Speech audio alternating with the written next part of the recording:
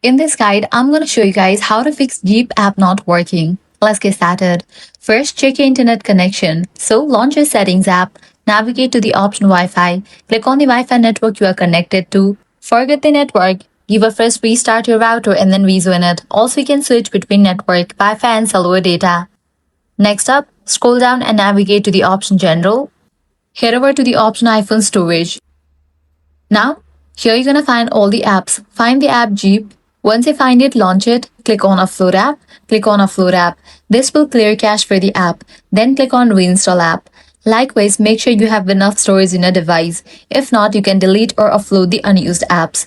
Next up, check for the updates for the app Jeep. So close this and launch your app store. Now search for the app Jeep. After app appears, if you find the option of update, click on it and update the app to its latest version. If none of these solutions work, completely delete the app from your device and reinstall it. For that, close this.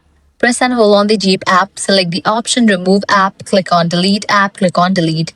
Then launch your app store again, search for the app Jeep and then install it. And that's it.